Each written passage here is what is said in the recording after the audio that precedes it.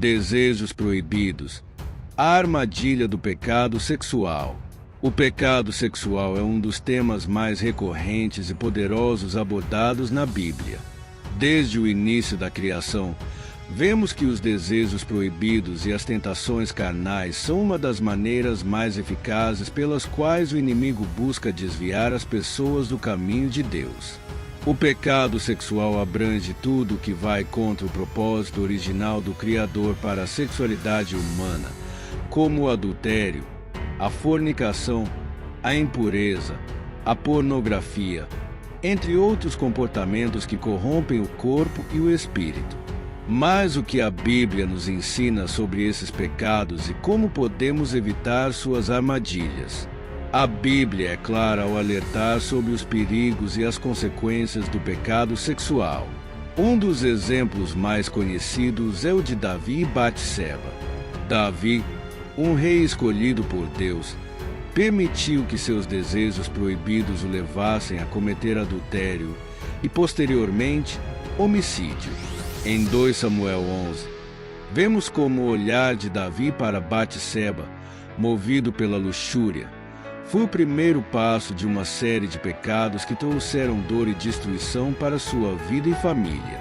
Apesar do arrependimento de Davi, as consequências de seus atos foram profundas e sua relação com Deus foi abalada. Este relato nos mostra que, independentemente da nossa proximidade com Deus, ceder ao desejo sexual fora dos planos dele sempre traz sérios danos. Outro exemplo importante é o de José, que, ao ser seduzido pela esposa de Potifar, fez o que muitos não têm coragem de fazer. Ele fugiu da tentação. Em Gênesis 39, José resistiu ao convite do pecado, reconhecendo que cair nessa armadilha seria um grande mal contra Deus. Sua atitude de fugir, em vez de lutar com suas próprias forças, nos ensina uma lição valiosa. Muitas vezes, a melhor maneira de vencer o pecado sexual é evitar a situação que nos tenta. José preferiu enfrentar as consequências terrenas de ser acusado falsamente do que desagradar a Deus.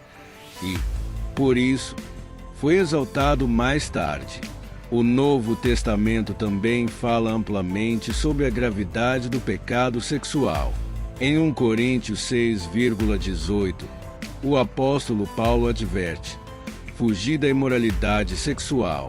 Todos os outros pecados que alguém comete são fora do corpo, mas quem peca sexualmente, peca contra o seu próprio corpo. Aqui, a Bíblia destaca a gravidade única do pecado sexual, pois ele afeta não apenas a nossa alma, mas também o nosso corpo, que é templo do Espírito Santo. Paulo nos exorta a fugir dessas tentações, reconhecendo que o pecado sexual corrompe a nossa santidade e nos afasta da comunhão com Deus. Além disso, Jesus também abordou o tema dos desejos proibidos em Mateus 5:28, onde diz: Eu, porém, vos digo que qualquer que olhar para uma mulher com intenção impura, já cometeu adultério com ela em seu coração. Com essa afirmação, Jesus eleva o padrão da pureza, mostrando que o pecado não começa apenas no ato físico, mas nos pensamentos e desejos do coração. Ele nos desafia a controlar não apenas nossas ações, mas também nossos desejos mais profundos, purificando nossa mente e coração. Em resumo, a Bíblia nos alerta continuamente sobre o poder destrutivo do pecado sexual e nos oferece exemplos de como lidar com ele. Enquanto o mundo muitas vezes normaliza ou até celebra esses desejos proibidos, a palavra de Deus nos chama a uma vida de santidade e pureza. O caminho mais seguro é sempre o da fuga, como nos ensinou José, e o arrependimento, como nos mostrou Davi.